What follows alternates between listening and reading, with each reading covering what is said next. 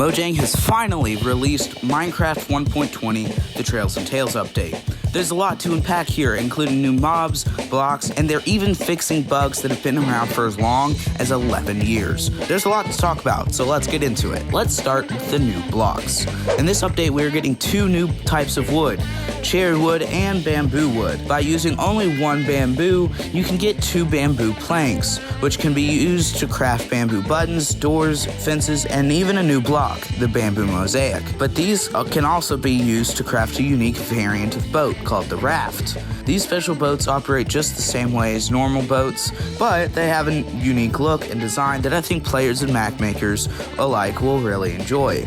Now let's talk about the cherry wood. Now these logs come in a new biome, which is called the cherry grove, but more on that later. Cherry wood can be used in nearly all the ways that other wood can, such as stairs and signs, but they have a really nice, friendlier look to them that I think will be used in some truly phenomenal builds of all shapes and sizes. But if you want to create something with all that new wood, you can with the new hanging signs. These are special signs that can be used in any way that a normal sign can, except they have one other advantage. Unlike the normal sign, which can't be placed underneath a solid block, this new sign type can be hung from under any solid block, from obsidian to ice. And while they are fairly expensive, I think they'll add a lot of dimension and flavor to a lot of builds. And now on to the deep dark. New to Minecraft in this update is the calibrated skulk sensor. Now, just like a normal skulk sensor, these special sensors can be triggered by something happening nearby and send a redstone signal as a result. But these special blocks have a trick up their sleeve. These special sensors can be tuned to listen for certain noises. Let me explain. In Minecraft, there are 15 different categories of sounds.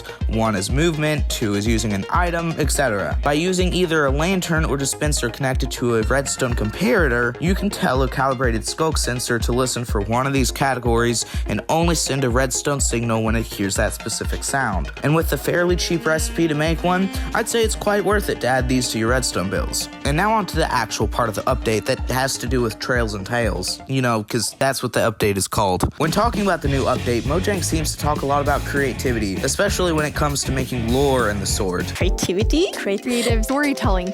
Storytelling, but also I loved your creative. And they certainly have filled this update with stuff that fits that theme. And this starts with the chiseled bookshelves. Have you ever looked at a normal bookshelf and wondered why you can't put your own books on it? Has it ever made you really mad when you spent hours and hours trying to figure out how to put books on one until the thought consumed you and you enslaved the overworld until they could finally figure out how to put books on bookshelves? Good, it's not just me. All joking aside, this is where the new chiseled bookshelves come in. These are normal bookshelves that you can put your own books on, and they can even store up to full 6 books. They could be enchanted books, books and quills, and even books that you finish. Mojang intends for this to add a new dynamic to the game, adding many possibilities to people's worlds and lore. It should be interesting to watch how map makers can use this new block, and I'm here for it. Next up is the sus sand and sus gravel. These can be found in desert wells, ocean ruins, and even desert temples. If you use the new brush item on some of these new blocks, you can find various treasures, one of which is the new pottery shards, or rather, sherds. Now these sherds aren't useful on their own, but by using 4 of these, you can build a pot. And no, I don't mean flower pots, I mean a giant pot. These are called decorated pots.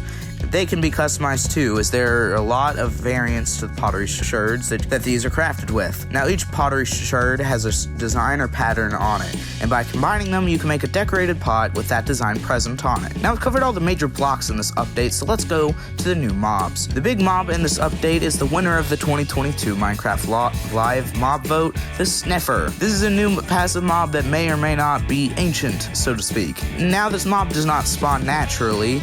To summon the mob, you might need to get a sniffer egg by brushing sus sand from warm ocean ruins, and after you obtain it, you must place the egg down and wait for it to hatch into a baby sniffer. Now you might be wondering what the use for the sniffer is, as Mojang wouldn't add a mob that didn't have a rhyme or reason, right? Well, a sniffer will randomly dig up new types of flowers and give them to you. Farmers, you may rejoice. We're also getting another new mob that, I'll be honest, I don't care about. This is the camel. Basically, he walks around, 2 people can ride on it, blah blah blah. We're just gonna skip that because stonks. And now new world gen features. In this update, we're getting a new biome, introducing the Cherry Grove. This is a biome featuring the aforementioned cherry wood. Other than the unique look, there really isn't anything too special here. But who knows, maybe Mojang will do more with it in a future update. Let's not forget the new trail ruins. These are some ruins that can act as an archaeology site. When you go into the structure, expect to find things as sus sand and unique blocks. Also, if you look closely, the trail ruins kind of look like they could have once been a village. Let's talk about the new advancements, but for the sake of time, I'm going to use the wonderful tool of montages.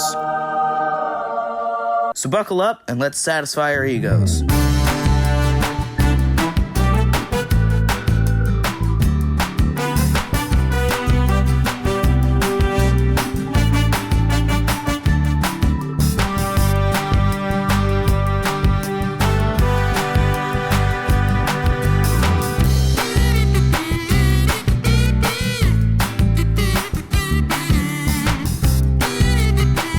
Now I'm going to ignore some of the small changes such as the new Make World screen and updated logos and skip to the fixed bugs, because this is really where the fun begins. Have you ever noticed that when you go through a nether portal, the animation for the nether portal continues until you step out of it? Believe it or not, this is a bug that's over 11 years old.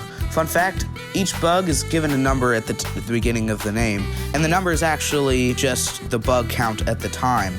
Basically, the first ever bug reported for Minecraft will have a number of 1, and the second will have a number of 2. This bug is labeled 180, and currently at the time of recording, the latest bug was number 261,619. With 1.20, this bug has been fixed.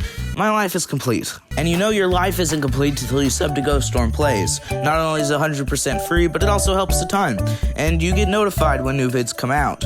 But if you want to support me more than just subbing, you should go check out my Patreon, because for just $1 you do a month, I do extra vids. You also get a shout out in each video.